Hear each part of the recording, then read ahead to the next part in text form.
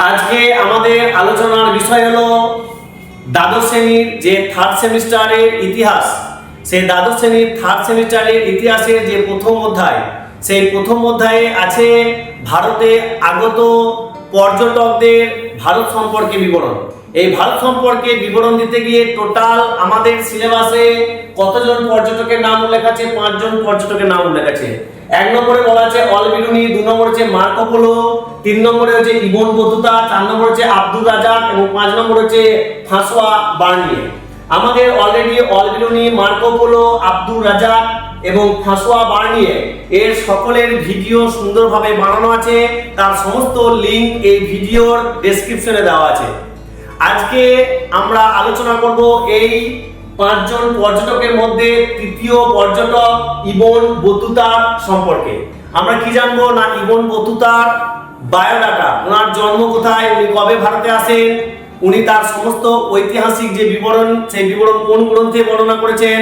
সঙ্গে থাকবে আরো খুঁটিনাটি ভারতীয় সামাজিক, ভারতীয় অর্থনৈতিক, পোশাক আশাক, বিভিন্ন বন্দর, এরকম একটা সুন্দর একটা আলোচনা যেটা আমাদের সিলেবাসের অন্তর্ভুক্ত আছে। তাই এই ভিডিওটা অবশ্যই স্কিপ না করে পুরো দেখার চেষ্টা করবে এবং ভিডিওর শেষে থাকছে বেশ কিছু পরীক্ষার জন্য গুরুত্বপূর্ণ সাজেশন ওয়াইজ শর্ট প্রশ্ন, যেটা তোমার ফাইনাল পরীক্ষার জন্য খুবই গুরুত্বপূর্ণ হবে। তাহলে সময় নষ্ট না করে আমরা সরাসরি চলে যাব স্ক্রিনের দিকে ইবন বতুতা সম্পর্কে সেই ঐতিহাসিক গুরুত্বপূর্ণ আলোচনা, যেটা আমাদের সিলেবাসের অন্তর্ভুক্ত এবং আমার ফাইনাল পরীক্ষার জন্য খুবই গুরুত্বপূর্ণ। দেখো তাহলে আমরা দেখতে পাচ্ছি আমাদের 3 নম্বর পর্যটক, তার নাম হচ্ছে ইবন বতুতা। এই ইবন বতুতা সম্পর্কে বলা হয়েছে পরিচয়। প্রথমে পরিচয় কি বলা হয়েছে, উনি একজন পণ্ডিত এবং কি পর্যটক। আর কি জন্ম, উনি 1304 খ্রিস্টাব্দে কি করেন, জন্মগ্রহণ করেন। কোথায়? মরক্কোর তানজিয়া শহরে। আর নাম, ওর নাম কি? আবু, অর্থাৎ পুরো নাম হচ্ছে আব্দুল্লাহ মোহাম্মদ ইবন বতুতা।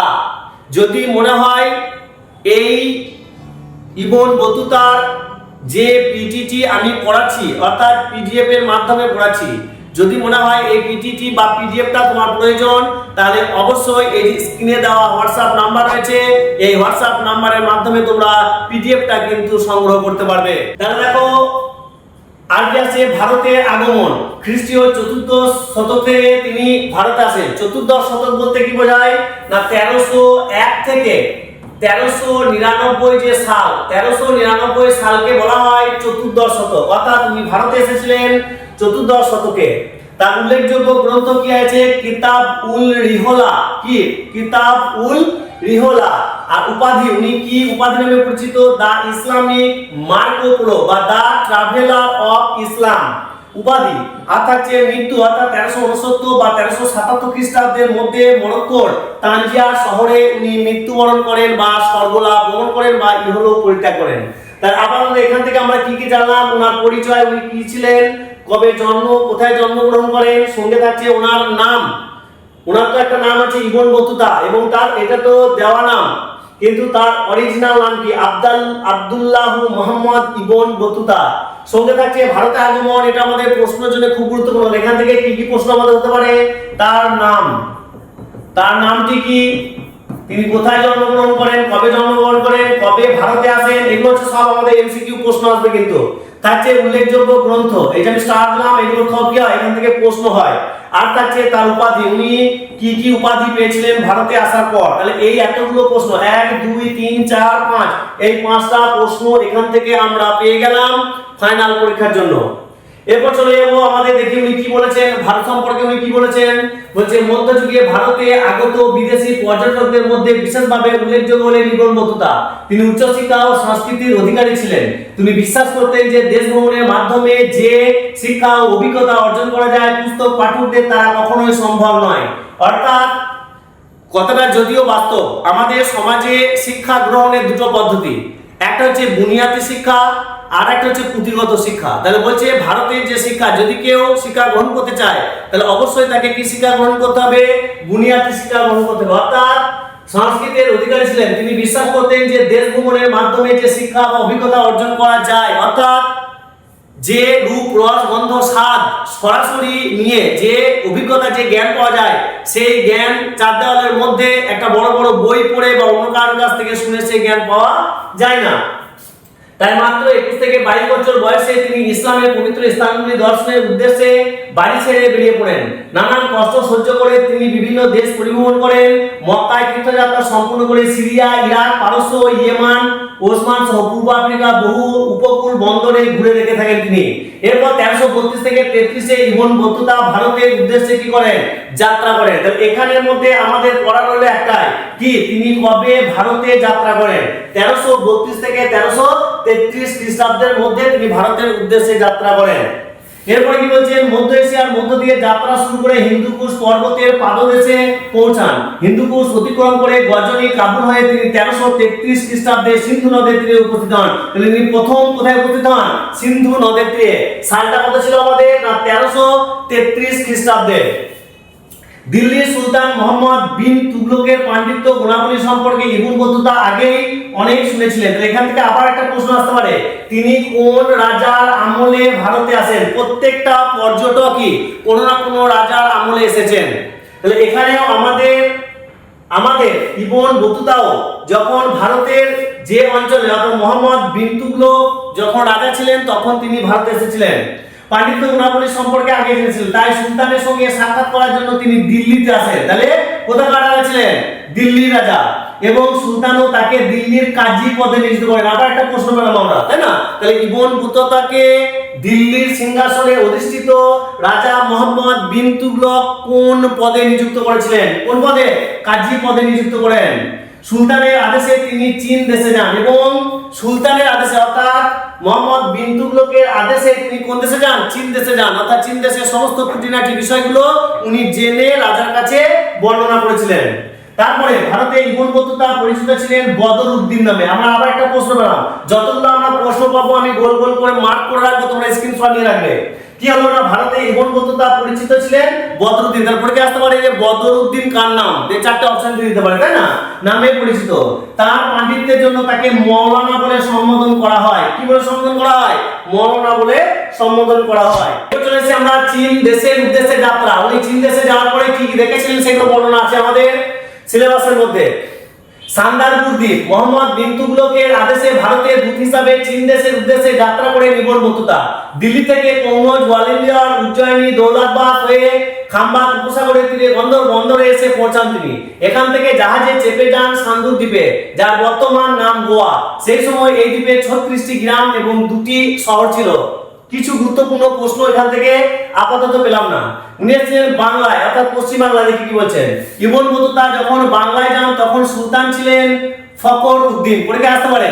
তাই ইবন বতুতা যখন ভারতে আসেন অর্থাৎ ভারতের পশ্চিম বাংলায় আসেন বা বাংলায় আসেন তখন সেখানকার রাজা কে ছিলেন? নাম হচ্ছে ফখর উদ্দিন। তিনি লিখেছেন বাংলা একটি বিশাল দেশ, বাংলায় প্রচুর ধান উৎপাদন হয় এবং খাদ্যদ্রব্যের দাম খুব সস্তা। আজও বাংলায় খাদ্যদ্রব্যের দাম সস্তা। বিদেশিরা উপহাস করে বাংলাকে বলতেন দোজক ই নিয়ামত বা সুন্দর জিনিসের পরিপূর্ণ একটি নরক। এই যে দোজক ই নিয়ামত উক্তিটি কার বা কোন ভারতের কোন রাজ্য সম্পর্কে বলা হয়েছে? দোজক ই নিয়ামত। যতগুলো প্রশ্ন আমি গোল গোল করে দেবো। এরপর আছে মালাবার উপকূল। বলছে সান্দাপুর থেকে কুইলিয়ন পর্যন্ত বিস্তৃত ভারতের সমুদ্র উপকূল মালাবার নামে পরিচিত। এই উপকূলে ছোট বড় 12টি স্বাধীন হিন্দু রাজ্য ছিল। এই হিন্দু রাজারা ছিলেন নায়ার সম্প্রদায়ের মানুষ। এখানে বহু মুসলমান প্রজা বসবাস করতেন এবং হিন্দু মুসলমানের সম্পর্ক ছিল সুমধুর। এরপর পড়বো আমরা মালদ্বীপ, তাই তো? আজকে বর্তমানে মালদ্বীপ কিসের জন্য বিখ্যাত? শুকটির জন্য বিখ্যাত। দেখি মালদ্বীপে ছোট ছোট প্রায় 2000টি প্রবাল দ্বীপ রয়েছে বলে তিনি উল্লেখ করেন। এখানকার অধিকাংশ আদিবাসী মুসলমান। মালদ্বীপে প্রচুর নারকেল গাছ ছিল। এখানে ধাতু নির্মিত মুদ্রার পরিবর্তে কড়ি ব্যবহারের বিনিময় চলতো।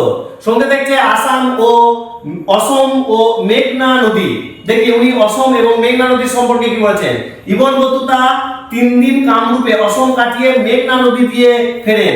মেঘনা নদীকে তিনি নীল নদ বলেছেন। আবার একটা প্রশ্ন পেলাম আমরা, তাহলে ইবন বতুতা কোন নদীকে নীল নদ বলেছেন বা কার মতে মেঘনা নদী নীল নদের সমতুল্য উল্লেখ করেছেন? এরপর চলে যাবো আমাদের কালিকট। এই কালিকট বন্দরের কথা আমার আমাদের সকলেই বর্ণনা করছেন। যে 5টা পর্যটক আছেন সেই 5টা পর্যটকই বর্ণনা করছেন।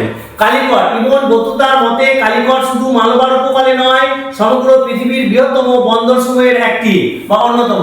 এখানকার রাজা হিন্দু এবং তিনি সামুরি নামে পরিচিত। পরীক্ষা আসতে পারে কালিকটের যে রাজা, সেই রাজা আর কি নামে পরিচিত? সামুরি। দুটো সহায়কার ময়স রয়েছে। এছাড়া রয়েছে চীন, সুমাত্রা, সিঙ্গল ইত্যাদি নানা প্রান্ত থেকে মানুষ কালিকট বন্দরে আসতেন বাণিজ্যের উদ্দেশ্যে। অবশ্যই কালিকটে বাণিজ্যের ক্ষেত্রে আসবে, কারণ সমস্ত সমুদ্রের পথ গিয়ে ভারতে প্রবেশের একটা প্রধান মাধ্যম এবং জায়গা ছিল কি? কালিকট বন্দর, বিশেষ করে ব্যবসা বাণিজ্যের ক্ষেত্রে। কুইলন, মালাবার অঞ্চলের অন্যতম শহর হলো কুইলন। ইবন বতুতা জানিয়েছেন যে এখানকার বাজার ছিল খুবই সমৃদ্ধ এবং বণিকদের বলা হতো সুলি। আবার এখানে একটা প্রশ্ন পেলাম যে সুলি কাদের বলা হতো, তাই তো? তাহলে কুইলনে অবস্থিত যারা বণিক, সেই বণিকদেরকে বলা হতো সুলি। চলো দেখি এরপর সমগ্র ভারত সম্পর্কে উনি কি বলছেন। রিহালা গ্রন্থ থেকে ভারত সম্পর্কে বিভিন্ন তথ্য জানতে পারা যায়। বলা যায় কোন শহরটি ছিল বৃহদাকার এবং মজবুত প্রকার বিশিষ্ট। এখানে চিনির ব্যাপক উৎপাদন লক্ষ্য করা যায়। জিনিসপত্রের দামও ছিল কম। আর কি বলেছেন?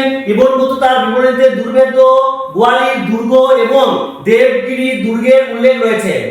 খাজুরাহোর মন্দির স্থাপত্যের কথাও লিখতে ভোলেননি তিনি।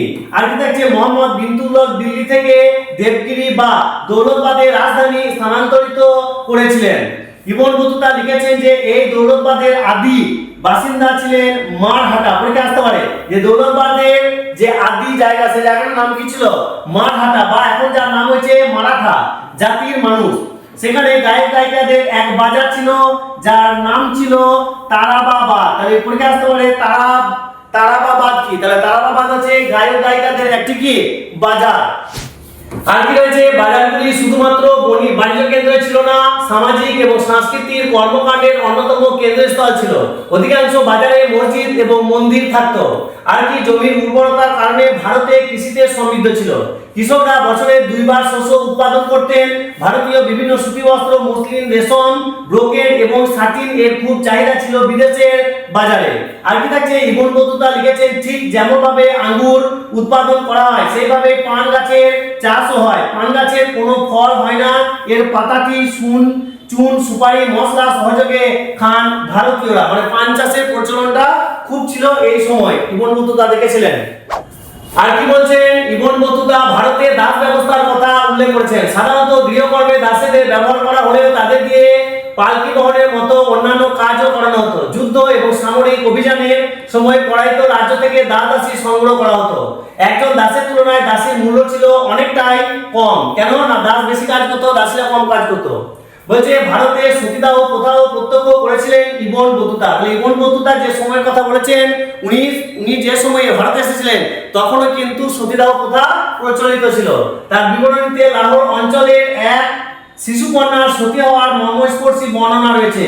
এছাড়া গঙ্গা নদীর পবিত্রতা বিষয়ে ভারতীয়দের বিশ্বাস নিয়ে বিস্ময়কর প্রকাশ করেছেন তিনি। দেখি উনি দিল্লি সম্পর্কে কি বলছেন। ইবন বতুতার মতে দিল্লি শুধুমাত্র ভারতের নয়, সারা মুসলমান দুনিয়ার শ্রেষ্ঠ শহর। তার বিবরণীতে দিল্লির বিখ্যাত লৌহস্তম্ভ, কুতুব মিনার, পাশাপাশি বিভিন্ন মসজিদ এবং পুষ্করিণীর বিস্তারিত উল্লেখ রয়েছে। তিনি এই শহরে 28টি দ্বারের কথা বলেছেন, যেগুলিকে বলা হতো দারওয়াজা। এখানে সমাধি ক্ষেত্রে রজনীগন্ধা, জুঁই, বুনো, গোলাপ জাতীয় গাছ লাগানোর চল ছিল। বহুল জনবসতিপূর্ণ দিল্লির বাজার অঞ্চল ছিল সদা ব্যস্ত এবং জমজমাট। আর কি? মোহাম্মদ বিন তুগলক, ইবন বতুতা খুব কাছ থেকে সুলতান মোহাম্মদ বিন তুগলককে দেখেছিলেন। তার মতে সুলতান ছিলেন একাধারে দয়ার সাগর এবং রক্ত পিপাসু, অর্থাৎ তিনি ছিলেন ভালোর জন্য ভালো এবং খারাপের জন্য খারাপ। এরপর সে সুলতানের দর্শন দেওয়ার সময় ছিল বিকাল বেলা। তো সুলতানকে দেখা করতে হতো কখন? বিকাল বেলা। বা তবে কখনো কখনো তিনি সকালেও দর্শন দিতেন। সিংহাসনের উপর সুলতান আসনপ্রিয় হয়ে বসতেন। দরবারে সুলতানকে উপহার প্রদান করার বিভিন্ন প্রথা প্রচলিত ছিল। আর কি থাকছে? ইবন বতুতা তার বিবরণীতে মোহাম্মদ বিন তুগলক প্রবর্তিত ডাক ব্যবস্থার সুন্দর বর্ণনা দিয়ে বলেছেন, ভারতে চিঠিপত্র পাঠাবার দুর্গম ব্যবস্থা চালু আছে। যথা কি কি ছিল? উল্লাখ। আরেকটা কি আছে? দাওয়া। দুটো চিঠির ব্যবস্থা ছিল। দেখো আমাদের এখন বর্তমানে কি আছে, জিমেল, ইমেল অথবা স্পিড পোস্ট। সেরকম আগের দিনে কি হতো না, এক জায়গা থেকে অন্য জায়গায় কোনো খবর পাঠানোর জন্য দুই ধরনের চিঠিপত্র বহনের ব্যবস্থা ছিল। একটা হচ্ছে দাওয়া আর একটা উলা। উলা কি, ঘোড়ার পিঠে চেপে চিঠিপত্র দূতে নিয়ে যাওয়ার ব্যবস্থাকে বলা হতো উলা। পরীক্ষায় আসতে পারে কিন্তু উলা কি, এখান থেকে একটা আমরা প্রশ্ন পেলাম। আর কি থাকছে, দাওয়া। দাওয়া কি, পায়ে হেঁটে এক জায়গা থেকে অন্য জায়গায় চিঠিপত্র পৌঁছানোর ব্যবস্থাকে বলা হতো দাওয়া। দেখো কিতাবুল রিহলা নামক যে গ্রন্থ, সেই গ্রন্থে যদিও আমরা গ্রন্থ দেখতে পাচ্ছি এখানে কি কিতাবুল রিহলা, এই গ্রন্থ সম্পর্কে আমরা দু চার কথা জানবো, দিয়ে তারপরে আমাদের এই ভিডিও আপাতত শেষ হবে। কি বলছে না, 24 বছর বিদেশ ভ্রমণের পর দেশে ফিরেন ইবন বতুতা। তার ভ্রমণ অভিজ্ঞতা কিতাবুল রিহালা গ্রন্থে লিপিবদ্ধ করেন। তাহলে কত বছর, 24 বছর। আর কি না, এই গ্রন্থটিতে প্রায় 80টি অধ্যায় ও পরিচ্ছেদ বর্ণিত। তার পরীক্ষা আসতে পারে কিতাবুল রিহালাতে অধ্যায় সংখ্যা কয়টি আছে, প্রায় 80টি।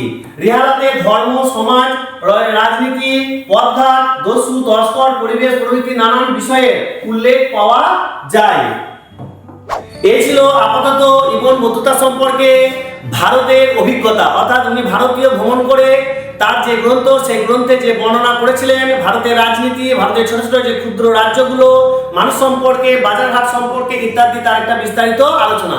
এরপর রয়েছে আমাদের এই ভিডিওতে এই আলোচনার শেষে বেশ কিছু গুরুত্বপূর্ণ এমসিকিউ আকারের প্রশ্ন এবং উত্তর। যদি তোমাদের মনে হয় যে এই প্রশ্ন এবং উত্তরগুলো আমাদের প্রয়োজন, তাহলে অবশ্যই তোমরা হোয়াটসঅ্যাপ যে নাম্বার দেখছো, এই হোয়াটসঅ্যাপ নাম্বারের মাধ্যমে যোগাযোগ করে এই পিডিএফটা তোমরা সংগ্রহ করতে পারো। আজকের মতো এই পর্যন্ত।